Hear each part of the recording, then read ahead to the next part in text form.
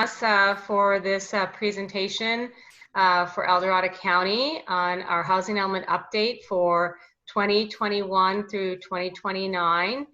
This particular workshop is focused for the Tahoe Basin area within the county. We had a previous workshop this morning which focused on the area of the county in the western slope.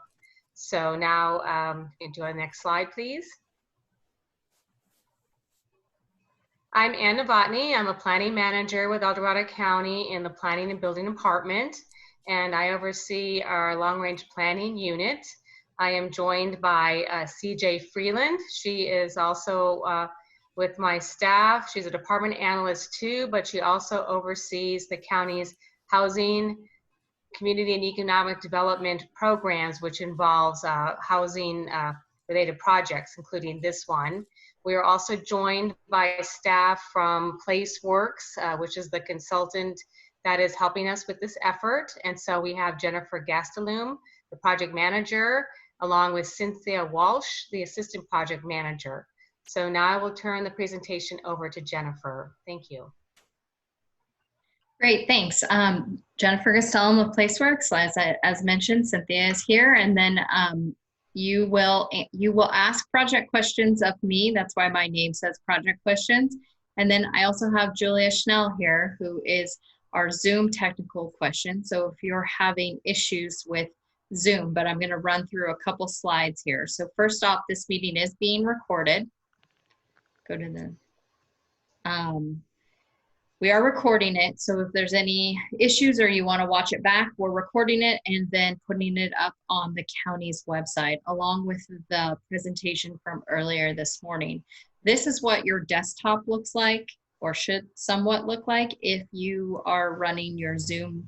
So at the bottom, you can see we have an arrow to the participants. If you click on that, it comes up your right side of your screen, and then there should be a chat option there towards the bottom of the right, and you can then send your questions to Julia if you are having any issues, or myself. And at the end of our presentation, we're going to read your questions aloud and answer questions. So your cameras are off and you're muted, so that we're going to run through the presentation and then you can ask questions. Now, if you're calling in from your phone, your tablet, or your iPhone, it is a little tricky. The tablet, it's the top right, those three dots, you would click on it to hit chat.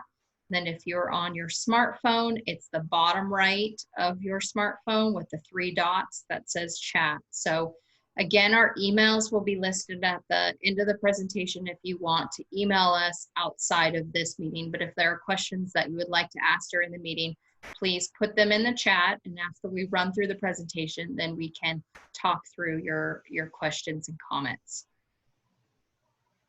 So today, this afternoon, whatever time it is, we are going to go over the housing element overview. We're going to talk about the regional housing needs allocation, which drives the housing element update process, and how the state identifies a goal for housing, and what the production will look like over the next 8-year period, and how the county will accommodate that building should it happen.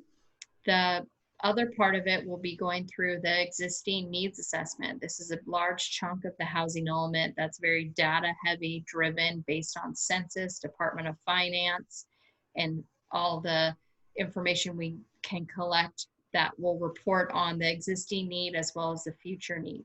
Another section of the housing element will be the special needs housing. We go over seniors, persons with disabilities, including developmental disabilities, homeless, and farm workers, and all of those, just to identify what the needs of those. We have done some outreach. We'll touch on that. And then since the last housing element, which was 8 years ago, there are a few key changes that we want to mention, because there are a few more requirements that we'll have to put in the housing element. We'll show you the schedule here on out. And then again, as I mentioned, we'll go over your questions and comments. And we are tracking those, and we will make sure that's available after the meeting as well. So the housing element adoption deadline is May 15th, 2021. the housing element is a required element of the general plan. We are amending the housing element, and it has to be updated every 8 years. And the unique part of the housing element is that it has to be submitted to HCD for a 60-day review. And upon those 60 days, we will get comments on revisions that we need to meet to make state law, and then we will take it through the public hearing process for adoption. Adoption being May 15th is required so that the county can stay on an 8-year timeline to so that you don't have to update every 4 years. So we're planning on an 8-year timeline. And the biggest piece of it is identifying land inventory, potential available sites that are vacant and underutilized that can accommodate housing needs over these next 8 years. The housing element, as I've kind of mentioned, is quite a bulky document in the fact that it includes existing needs as well as we project out for the next 8-year period. We include land inventory available at a multitude of different designations. The goal of the regional housing needs allocation is to identify sites to accommodate single family as well as to accommodate multifamily housing for future growth in these next 8-year period. We do a lengthy review of potential constraints on housing, and this is identifying programs that would help facilitate housing and reviewing the permit procedures and fees to make sure there's no onerous requirements causing issues with development. We also do a checks and balances process where we evaluate the previous housing element goals and policies to ensure what has been accomplished, what programs need to be carried forward, and what new programs we need to include. And then lastly is the goals, policies, and implementation programs for the next 8-year period. As I mentioned, we are currently in the drafting of it, and that's why we're doing the outreach. The draft is not readily available yet. I'm going to pass it over to Cynthia, and she's going to go through the regional housing needs allocation process. Right, thank you. So as Jenny mentioned, the regional housing need allocation is pretty much the driving factor of the housing element. So the State Housing and Community Development Department provides SACOG with a regional number. This has been allocated to the jurisdictions. El Dorado County is unique that we also have the Tahoe Regional Planning Agency, which assists with the Tahoe Basin Regional Housing Needs allocation. So overall, the total number for the Tahoe Basin is 359. The West Slope is 4,994 for a total of 5,353 units. So looking at the El Dorado's allocation, it is divided up over 4 income groups. So we have very low, low income, moderate income, and above moderate income. And you can see each of them just split up by Tahoe Basin and the remainder of the unincorporated county. Typically, we are looking at higher densities in the 20 to 30 range to meet the very low and low income arena. So TRPA has a special role for the county for the process. So they allocate development rights as part of growth management strategy. There's an allocation of 30 new residential units per year. TRPA works to align code ordinances with state ADU legislation. There is a maximum density of 15 units per acre. Affordable housing projects may increase the density by up to 25%. So the table shows the breakdown of the allocation for the Tahoe Basin and the average needed RHNA per year. So that gives us 18 per year for lower, 8 per year for moderate, and 19 per year for above moderate. When accommodating the RHNA, HCD identifies a default density for different jurisdictions. El Dorado County, it falls into the metropolitan jurisdiction, which HCD believes 30 units per acre is appropriate to meet the lower income housing need. This is not a required default density, it's just what HCD sets into place. The county has relied on 24 units to the acre in the past, and that is the plan moving forward. So how does the county implement the RHNA? The county must show plans to meet the unit needs. It's not the county's job to develop the project, it's the county's job to provide the sites, to make sure the zoning is there, the general plan designation is there for different housing types and income levels. We look at different sizes and configurations of housing affordability by design, which means, ADUs are most likely going to be more affordable to lower, moderate, same with townhomes, etc. There's the relationship, as I mentioned, between housing density and housing affordability. Higher density is typically tied to more affordable housing. And again, we will be using 24 units per acre to complete the analysis. So this kind of shows you a couple pictures of different types of housing meeting different income categories. So your higher income category is going to look at large lot single family homes, townhomes, small lot single family, and then duplexes kind of fall in the middle. When you get to the lower income, you're going to be looking at accessory dwelling, multifamily, and even mobile homes. This table shows you the situation as of the 5th cycle housing element. It provides you with the densities and the acreages available for those densities. You can see for the Tahoe Basin, for multifamily, which is minimum of 5 units, maximum of 24, there are 28.4 acres. For your lower density sites, which is your single 1 acre, 2 acre, and 3 acre, you have 666.6 acres. I feel like we should have rounded that one up. Now we'll look at the existing needs assessment. So what does low income mean? The median income for a household of 4 in 2020 was $86,300. So that household can afford a $2,158 affordable housing cost. If you look at extremely low, you can see that they can only afford $655 a month for housing costs, which for a household of 4, that would be very difficult to do. So who is considered low income?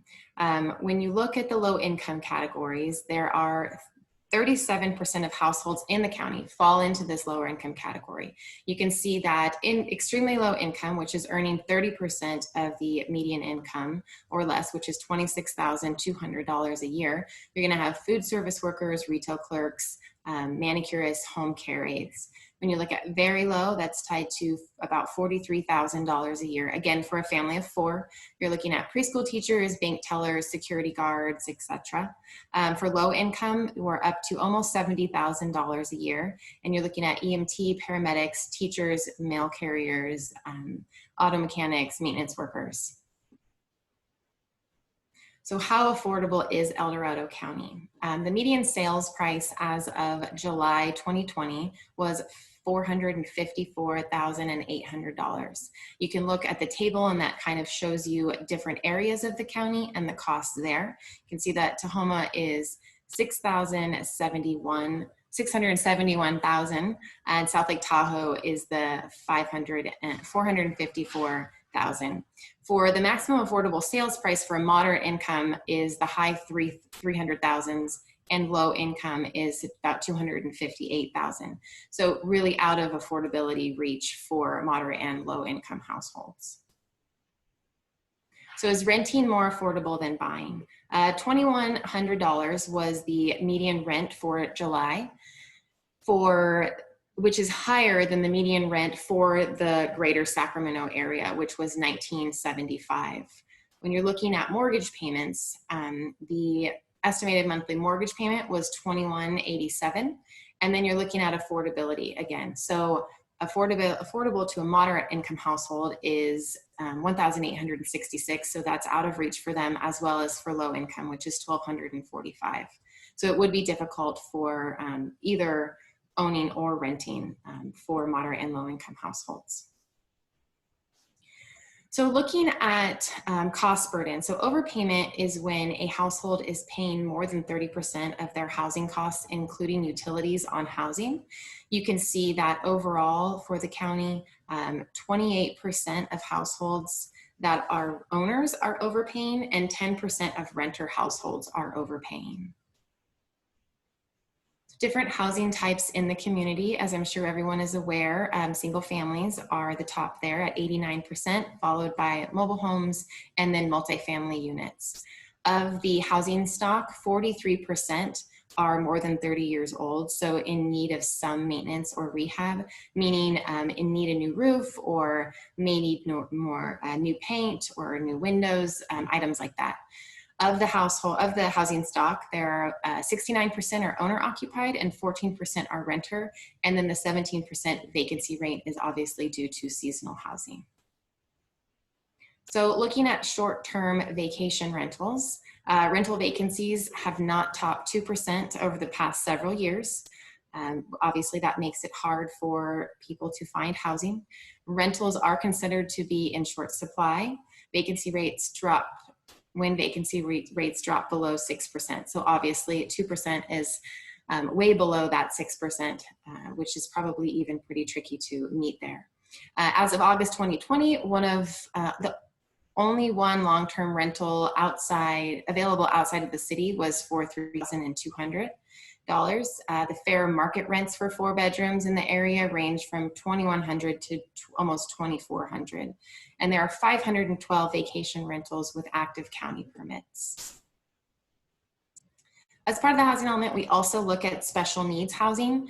We look at homeless, we look at seniors, we look at persons with disabilities, female-headed households, and extremely low. You can see the breakdown here. There are 613 residents experiencing homelessness in the county overall.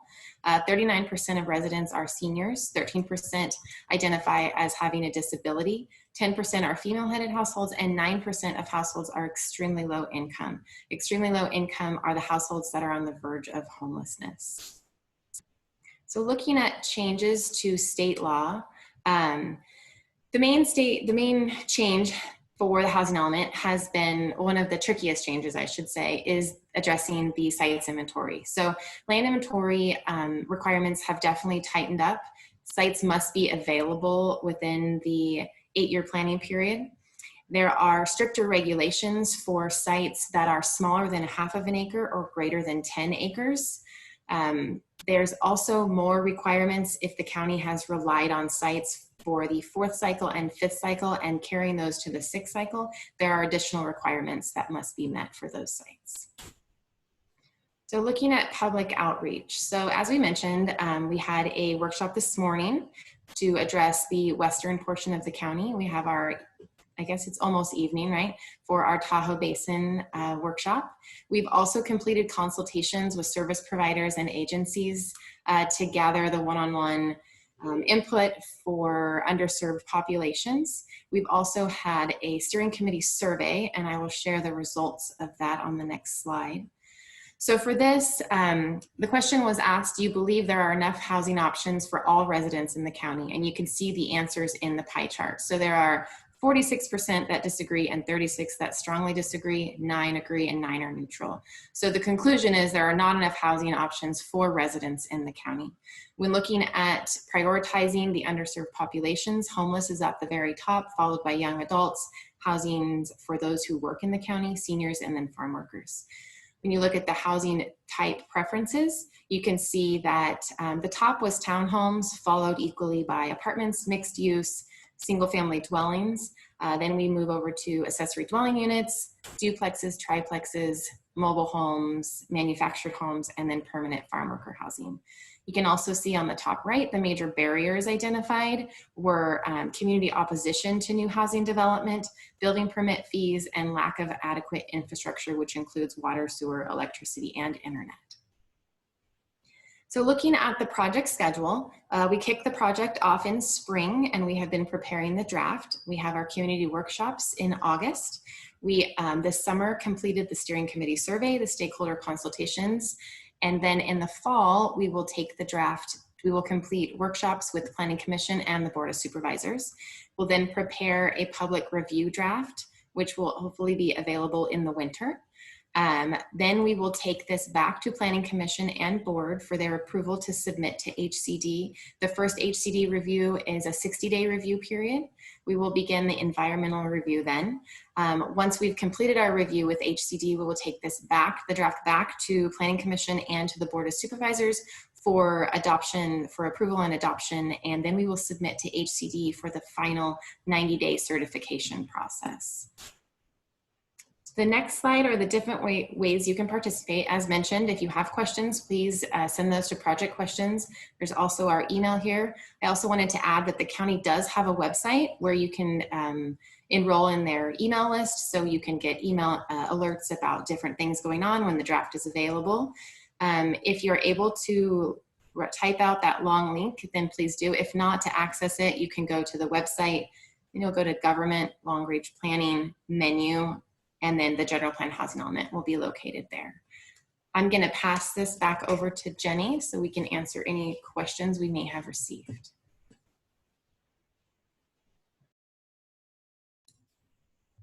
Okay, I'm awaiting questions. We haven't got any, but I would like to say that based on the input and information, we are not done with consultations yet. We are still doing outreach to organizations and groups, and you know, based on your feedback and input that we have received, we're still collecting data as we're formulating the draft document.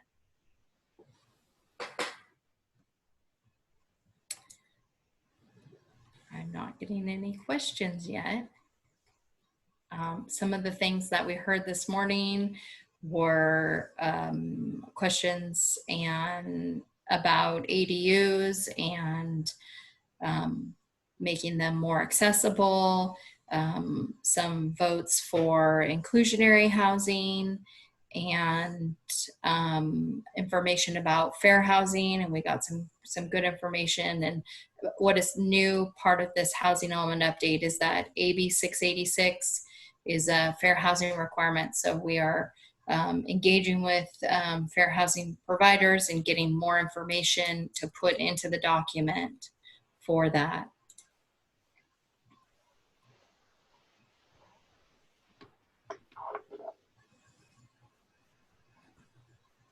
Nobody has any questions? That was a lot of information.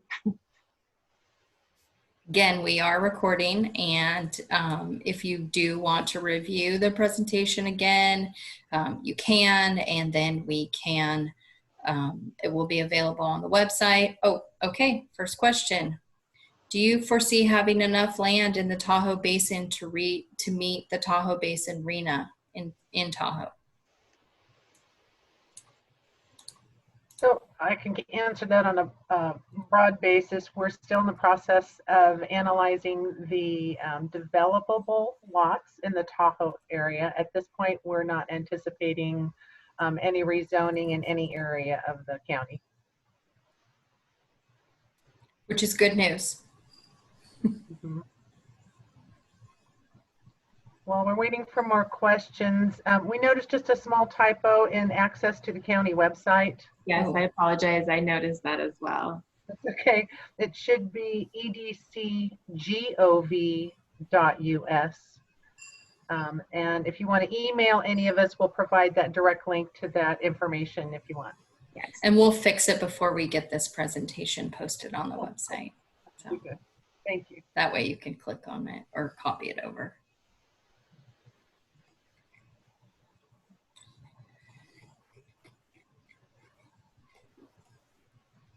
We're not seeing any more questions. Oh, okay. Is this document going to be aligned with the South Shore Housing Action Plan done by the Prosperity Center? Oh, good question. So the Board of Supervisors actually signed on to that plan not that long ago, and we are working with the Tahoe Prosperity Center, and El Dorado County has been assigned certain tasks that primarily align with the effort that we're going through on the housing element update. So to answer your question, yes, we are working with that as one of our guidance documents, and looking at that towards a lot of the specific issues that face the Tahoe Basin that aren't usually encountered in the western slope of the county.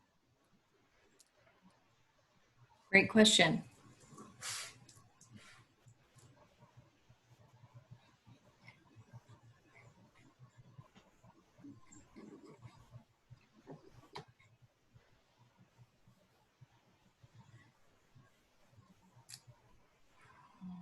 As we're waiting for more questions, CJ or Ann, was there anything that might be helpful to share from earlier meeting today? Probably, but my first thought is kind of going more towards some of the efforts that we're making specifically in Tahoe. So let me cover those first, and then maybe we can go back to some of the other questions. But the county's been very involved over the last several years in meeting with different housing groups and housing committees to, again, address some of the specific issues that face the Tahoe area. And those have included some really productive conversations with TRPA. And so we're encouraged that TRPA is sensitive to counties in California being responsible for implementing state laws. And those include ADUs and other directives that we've received from the state, and trying to align the state law with TRPA regulations has been an ongoing conversation recently. So we think we're making good progress there and creating a good understanding of how we can approach different issues and accommodate some housing growth in the Tahoe area while still respecting the environmental integrity, you know, that exists up there. So that's really top of mind when we look at any type of growth or any type of housing production in Tahoe. While we have certain commodities assigned for the ability to produce housing, there are also some bonus, I'm not very well versed on all of this stuff, but there's some bonus allocations that are available for the affordable housing. And so as we know, that is primarily going to address multifamily housing up there. And so we're working with different developers on trying to access different funding opportunities for up there, as well as looking at some of the different county programs that might also be creating some barriers to some housing production up there. So we'd be really interested in hearing not just questions from folks today, but any suggestions or experience on types of things that if it was changed, the perception is it would make housing easier to develop. We do have one question here. Are there any new programs and policies being considered in the housing element that will be new since the last update? There are, I can speak to what some of the new requirements are. There are a few things regarding supportive housing being allowed, that we need to make some we need to do a couple programs to deal with zoning code amendments, and the state wants to identify, or wants jurisdictions to identify what they're doing for SB 35 in terms of objective design standards. So that's another thing that we'll be including. Trying to think, Cynthia, what are the other new? Fair housing. And then, as I mentioned previously, fair housing is a new requirement, a new section. The land inventory will include a little more information that is in there.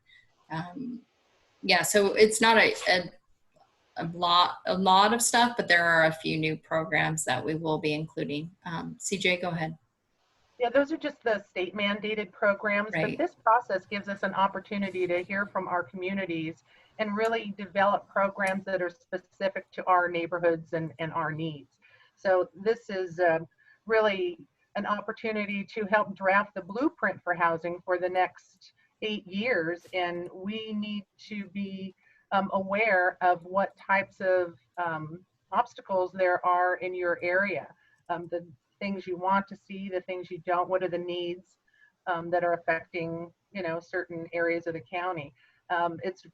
It's really critical to include those programs or include those objectives as part of this development, so that we can localize this effort and really have it speak to our area rather than just including all the state mandates. So it's really important that you stay involved and provide your comments and suggestions and questions.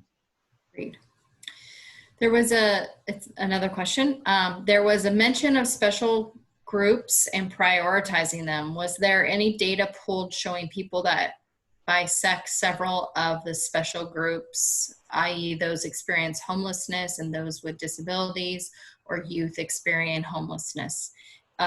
yes, I would say that's part of the consultations with the service providers. We do get that, and we did include a point in time count, and that is county information. That is one number, but we try to back up that information with a little more of a story, and we get that information from service providers who are helping people who are homeless or youth who are experiencing homelessness. That's why we have to do a deeper dive into finding out who these groups are, who these residents are, and what their needs are. So there is, it's quite a lengthy section of information that we include in there. So yes, there are probably quite a few of them who bisect several. Yeah, and the Tahoe Center is very involved with the county's continuum of care and the opportunity knocks. And that point in time count that Jenny was talking about is done in January of each year, and it surveys providers, shelters, supportive housing, as well as basically a windshield survey of folks that are out there. And we get a lot of help from our law enforcement officials on that as well. So the data on that is regularly collected. And the survey itself, we only just selected homeless. We didn't identify subgroups of that, but that is why we back it up with the consultations and other things. Yeah, and the point in time count for anyone's information is available on the county's website under our Health and Human Services Agency website. And that breaks down pretty deeply the demographics on the group that they were able to survey, including veterans, homeless youth, family with children, single adults, female, male, you know, those kind of typical things. So all that information is available on the county's website. And we will be incorporating that data into the housing element and part of our analysis on services. And just as a FYI, under the chat, we have included the link, the correct link to the county's website. So if you're, you want to bookmark that for now, so you could go back, that you can. Thank you, Julia, for doing that. Yeah, on the fly.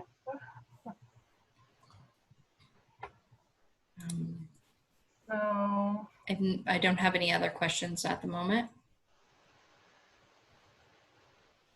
a lot of our questions from this morning had to do with the special needs housing, a lot specific to supportive housing and special needs groups. We had a lot of questions, it seems, on the fair housing. What else did we have? We talked about ADUs and what your plans are for. Do you want to talk a little bit about that? Well, our ADU plans are a little complicated at this point for the Tahoe Basin until we are able to continue our discussions with TRPA on ADUs. But the county is making an effort to produce some pre-approved ADU plans that homeowners can take, and then it will help streamline the approval process because they will have already been reviewed by our planning and building department. So we hope that will encourage certainly more ADUs on the west slope and hope to make that available as an option in the Tahoe area.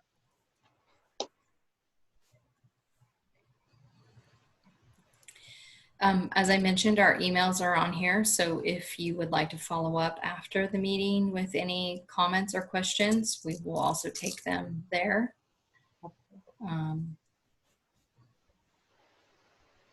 And I'm not seeing any other questions.